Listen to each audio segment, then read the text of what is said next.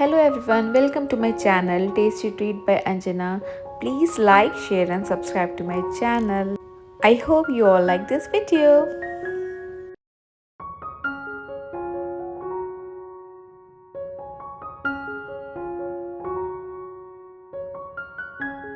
Hello everyone, good morning. It's new day and new vlog. Welcome to my channel. तो आज है बच्चों के टिफ़िन में है स्वीट कॉर्न राइस। तो दोनों बच्चों का टिफ़िन रेडी है, दूध भी यहाँ रेडी है। बच्चों को मैंने भेज दिया था और अब मैं लग गई थी कुछ चीज़ों को ऑर्गेनाइज़ करने में। तो सबसे पहला नंबर था ग्रोसरी कैबिनेट। पता नहीं इसे कौन बिखेर देता है, मैं तो हमेशा अच्छे से ही रखती हूँ, बट एनी हाउ कैसे भी करके ये बिखर ही जाता है और बिखरी चीज़ें अच्छी नहीं लगती हैं। थोड़ी सी ऑर्गेनाइज़ होती हैं और मुझे पता होता है कि मेरे घर में क्या चीज़ है या क्या ख़त्म होने वाला होता है, तो काम करना थोड़ा इजी हो जाता है। और कुछ ग्रोसरी भी आई रखी थी नवरात्रि के टाइम पे, तो वो मैं उन्हें रिफ़िल कर रही थी और चेक कर रही थी कुछ चीज़ें ख़राब तो नहीं हो रही हैं।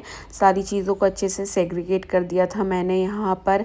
जो भी ग्रोसरी आइटम था या जो भी स्नैक्स था या चॉकलेट वगैरह थी, तो ये काफ़ी टाइम से ये पैकेट्स रखी हुई थी, तो मैंने इन्हें ओपन करके मिक्स करके अलग अलग बॉक्सेस में रख दिया और इस तरीके से स्टोर कर दिया। इसके बाद जो भी रेडी टू ईट स्नैक्स थे, जैसे बिस्किट हैं और कुछ नमकीन वगैरह, इन्हें भी कर दिया था। और इसके बाद मैं लग गई थी मंदिर की सफाई में। मंदिर को मैंने अच्छे से वाइप डाउन कर दिया था, सारे जितने भगवान थे उन्हें भी अच्छे से पोंछ दिया था। साथ में फ्रिज का कवर वगैरह सब क्लीन कर दिया। और यहाँ पर मैंने निकाल ली अपनी बॉक्सेस, जो भी नवरात्रि में पूजा के सामान, यानी जो कपड़ा होता है ना बिछाने का, या चुनरी वगैरह अच्छे से वॉश करके ड्राई कर ली थी, उन्हें भी स्टोर कर दिया था।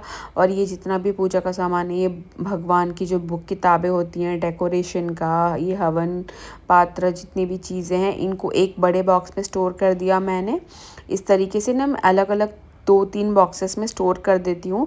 तो अगर अभी थोड़ा सा ऑर्गेनाइज़ करके रखेंगे तो नेक्स्ट यूज़ में बहुत आसानी हो जाएगी। और इस छोटे से बास्केट में मैंने छोटी छोटी चीज़ें, जो भी पूजा की सामग्री होती है ना, जो हमें नेक्स्ट यूज़ आएंगी, तो उनको मैंने अलग अलग इस तरह स्टोर करके एक बॉक्स में रख दिया, ताकि बिखरे नहीं और एक बार ही ढूंढने पे मिल जाए। और एक ही दूसरे बॉक्स में मैंने सारे बर्तनों को अच्छे से वॉश कर दिया था, एक बार अच्छे से पोंछ दिया, इन्हें अच्छे से वाइप डाउन करके फिर मैं इसको यहाँ पर स्टोर कर रही हूँ, ताकि इनमें जो पानी के दाग हो जाते हैं ना, तो वो ना हो। नेक्स्ट यूज़ करने के टाइम पे मुझे ज़्यादा मेहनत नहीं करनी पड़े। और यहाँ पर ये नीचे वाला जो कैबिनेट है, इसमें मैं स्टोर करती हूँ। अब इसके बाद नंबर है कैबिनेट्स के। तो आज की मेरी टू डू लिस्ट में था हस्बैंड का कैबिनेट और मेरा कैबिनेट। मैंने तो पूरा ही बिखेर रखा था अपना। नवरात्रि में ना एक्स्ट्रा काम थोड़ा कम ही हो पाता है मुझसे। तो सबसे पहले मैंने किया हस्बैंड का कैबिनेट क्लीन। अभी जो आयरन करने के लिए थे वो दे दिए, और टी शर्ट्स वगैरह मैंने अभी नहीं दिए, वो मैं खुद ही घर पर आयरन करती हूँ, जो वो घर में पहनते हैं। और ये रहे मेरे, मैंने सारा का सारा कैबिनेट का कपड़ा मैं नीचे फैला देती हूँ।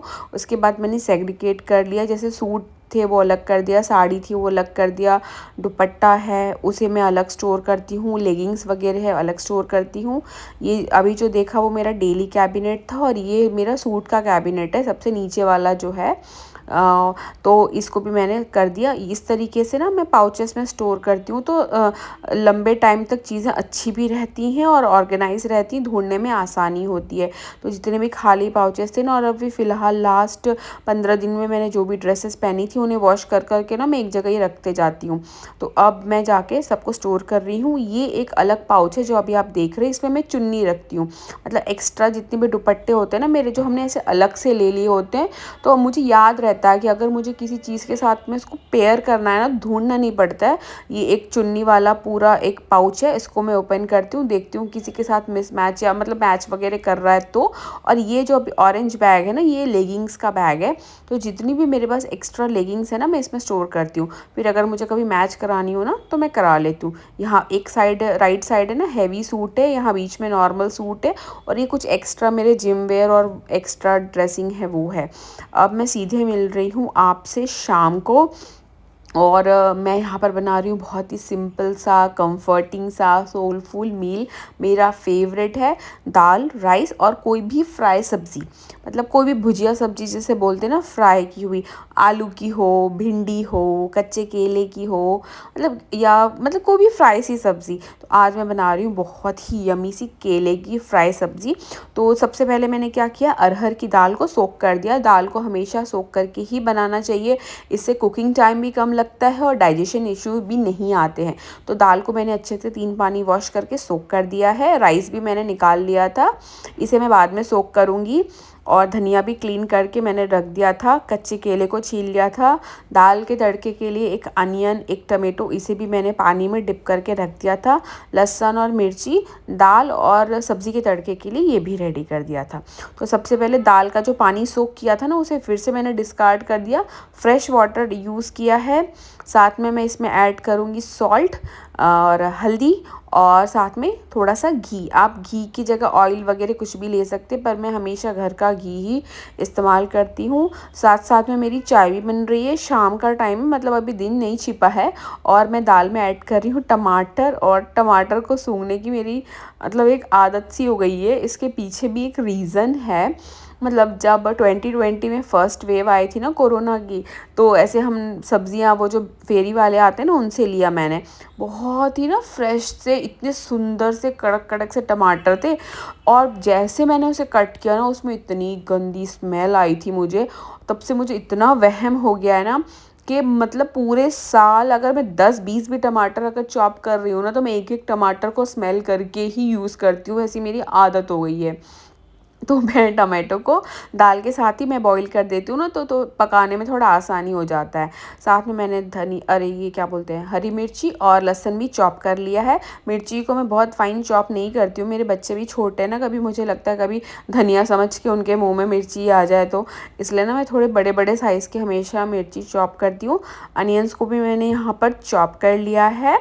और अब मैंने सबसे पहले क्या किया, दाल बॉईल होने रख दिया।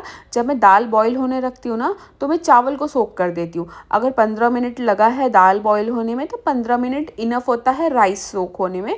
और फिर सेम प्रेशर कुकर में ना मैं राइस रख देती हूँ, और वो दाल को क्या करती हूँ पता है, उसी टाइम पे तड़के में डाल देती हूँ। तो यहाँ पर मैंने चढ़ा दी है 2 कढ़ाई।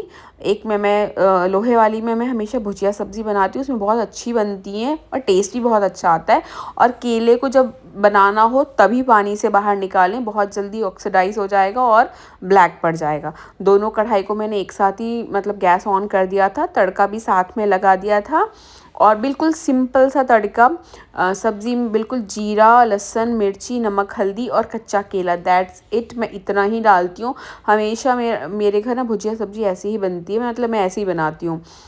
मेरी मम्मी ऐसी बनाती थी, तो मैं भी ऐसी बनाती हूँ। और मीडियम फ्लेम पर उसको अच्छे से फ्राई कर लेंगे। दाल में मैंने तड़का दे दिया, जीरा, लहसुन, मिर्ची, हींग, प्याज को ज़्यादा ब्राउन नहीं करती हूँ मैं, बस हल्का सा ही, थोड़ा सा ट्रांसलूसेंट सा हो जाए तो। और दाल को मैं हमेशा फेंट के डालती हूँ, मतलब विस्कर से अच्छे से विस्क करके। मुझे ना वो दाल दिखती है ना, मुझे अच्छी नहीं लगती है। तो मेरी मम्मी बोलती है, तू तो कड़ी बना देती है, बिल्कुल दाल की एक भी दाल नहीं दिख रही है। मैंने कहा मुझे तो ऐसी अच्छी लगती है। तो मैं हमेशा दाल को अच्छे से फेंट लेती हूँ और उसके बाद बनाती हूँ। दाल अच्छे से 5-7 मिनट बॉईल हो गई थी, उसके बाद मैंने उसमें ऐड कर दिया था हरा धनिया। और आप देख सकते हैं बिल्कुल कुरकुरी करारी, इस पे गोल्डन लेयर वाली क्या बोलते हैं, केले की सब्ज़ी रेडी है। अब मैं यहाँ पर प्रिपरेशन कर रही हूँ रवा इडली की, इंस्टेंट इडली की, मॉर्निंग के टिफ़िन के लिए। तो 2 कप मैंने सूजी ले लिया है, और उसके मेजरमेंट के हिसाब से 1 कप दही ले लेंगे, मतलब हाफ़ दही लेना है, और 1 कप ही पानी, मतलब समझ गए। 2 कप सूजी, 1 कप दही, 1 कप पानी, अच्छे से मिक्स कर देंगे और इसको ओवरनाइट सोक कर देंगे। अगर आपके पास टाइम नहीं है तो आप इसको 15 मिनट भी सोक करके रख सकते हैं, बन जाती है 15 मिनट, 30 मिनट, 1 आवर, 2 आवर। लेकिन बेस्ट रिज़ल्ट आता है ओवरनाइट सोक करने से, बहुत अच्छी फ्लफ़ी इडली बनती है। तो बच्चों को सुबह टिफ़िन में देने के लिए मैं सबसे पहले यहाँ पर इडली को मतलब सूजी को सोक कर लूँगी, दही और पानी में अच्छे से मिक्स कर लेंगे, लम्स नहीं रहने चाहिए। और सुबह तक आप देखेंगे ना, बिल्कुल ही सूजी ने सारा का सारा दही और पानी एब्जॉर्ब कर लिया होगा। तो मॉर्निंग में चाहिए होगा तो ऐड कर लेंगे।